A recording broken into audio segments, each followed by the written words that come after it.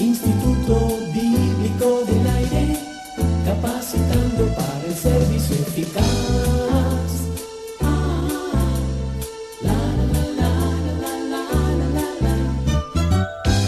Bienvenido y bienvenida, amable oyente del Instituto Bíblico del Aire. Continuamos hoy con la serie de estudios sobre el Nuevo Testamento. Nuestro interés es que usted obtenga un mayor conocimiento de la palabra de Dios. Acompáñenos a descubrir enseñanzas extraordinarias.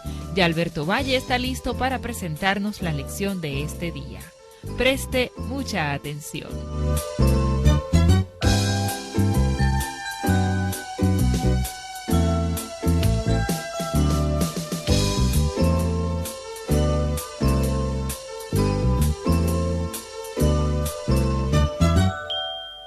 Pedro, apóstol de Jesucristo, a los expatriados de la dispersión en el Ponto, Galacia, Capadocia, Asia y Bitinia, elegidos según la presciencia de Dios Padre, en santificación del Espíritu, para obedecer y ser rociados con la sangre de Jesucristo. Gracia y paz os sean multiplicadas.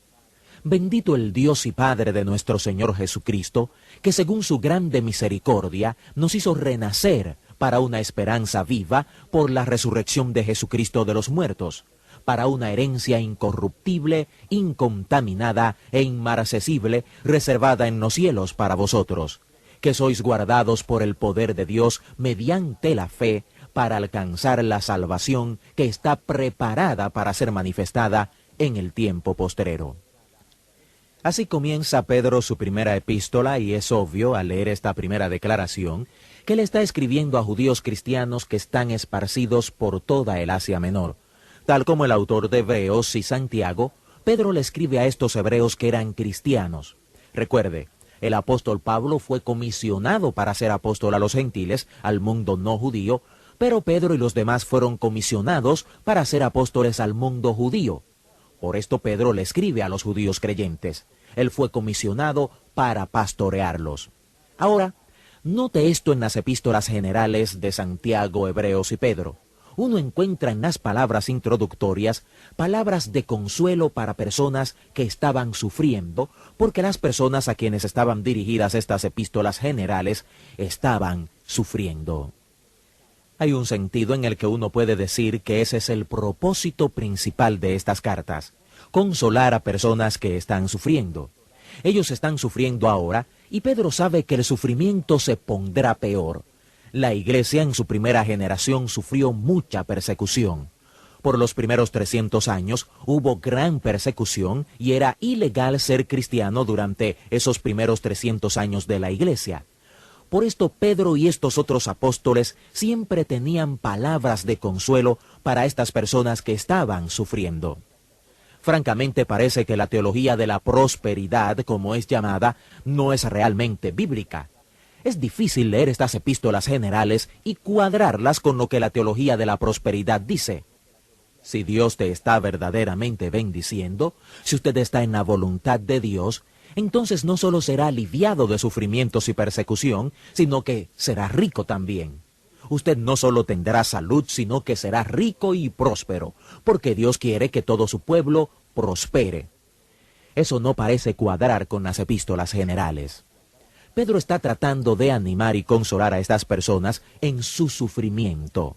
Al hacer esto, él le da hermosos pasajes sobre la razón o razones por las cuales Dios permite que su pueblo sufra.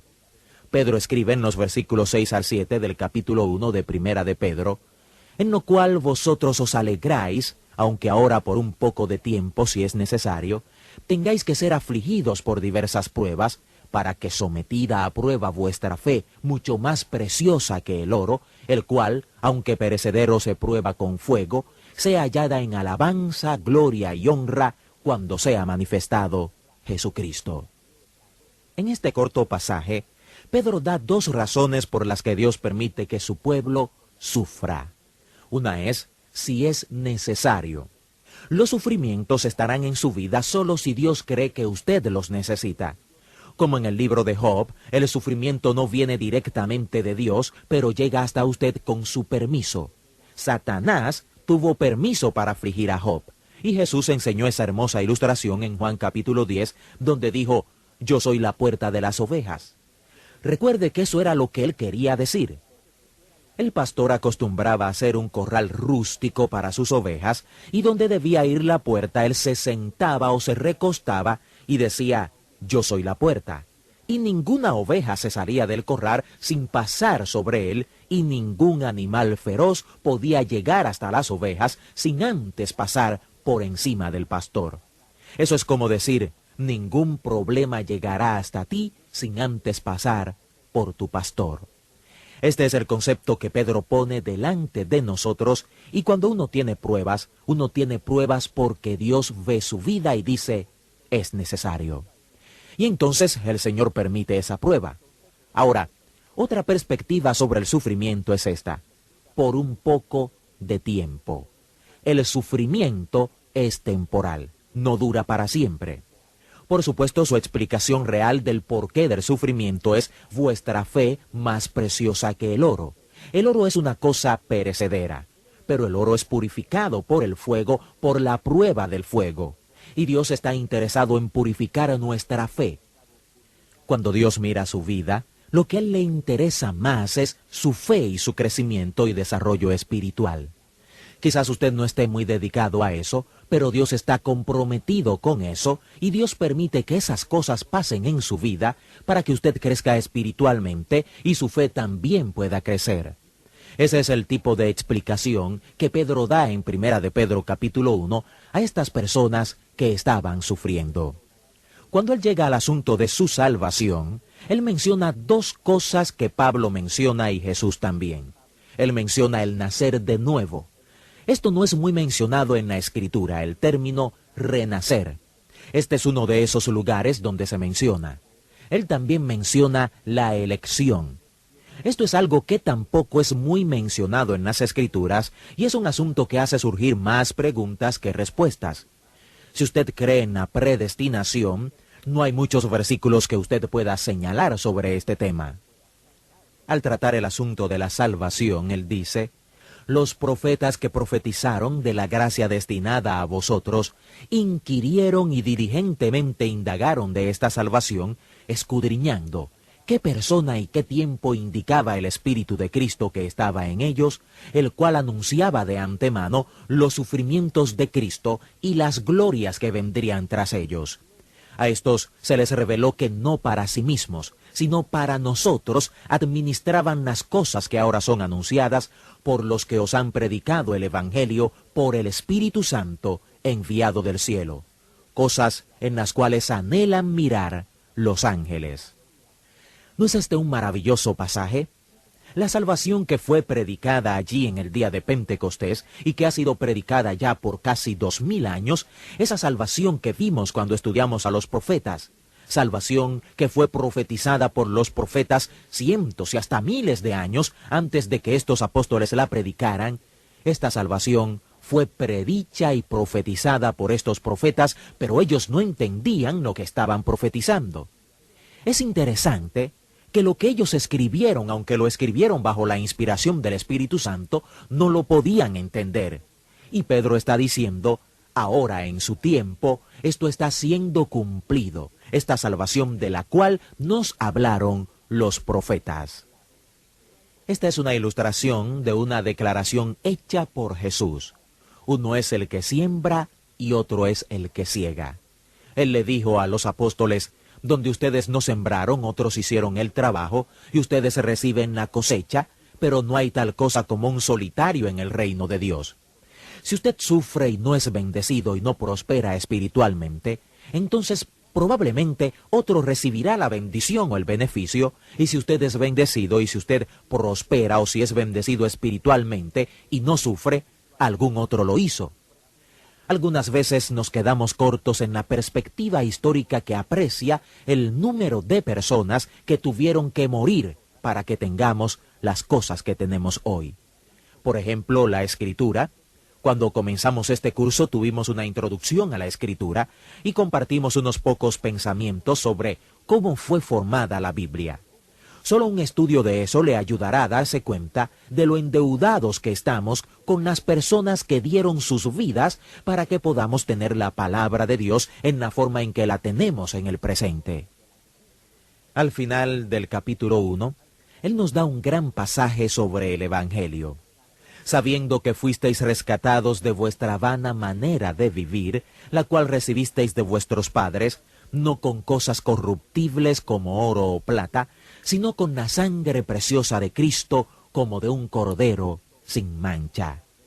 Esto nos lleva atrás al Antiguo Testamento, a libros como Levítico y Deuteronomio o Ruth, ¿recuerda?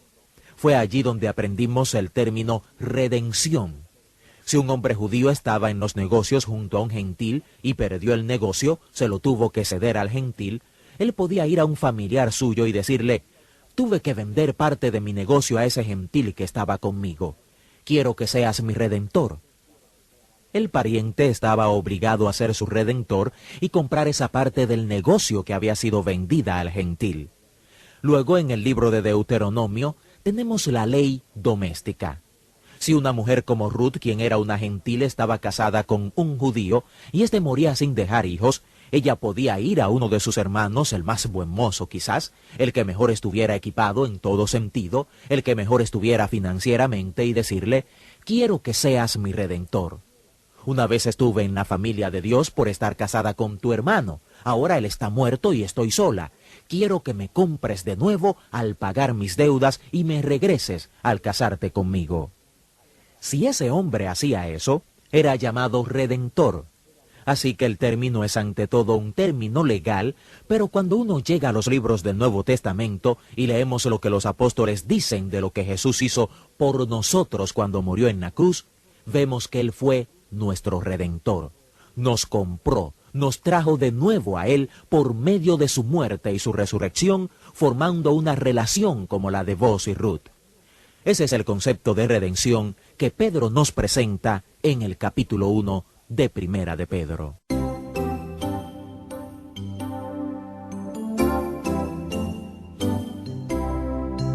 De esta forma concluimos otra importante clase del Instituto Bíblico del Aire.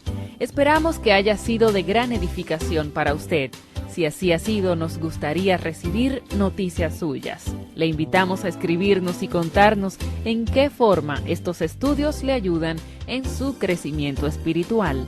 Al escribirnos, no olvide solicitar los materiales de estudio bíblico disponibles para esta serie sobre el Nuevo Testamento. Escríbanos al Instituto Bíblico del Aire, apartado 2805, Miami, Florida, 33265, Estados Unidos, o al correo electrónico iba@transmundial.org. Que Dios le bendiga. Hasta nuestra próxima clase.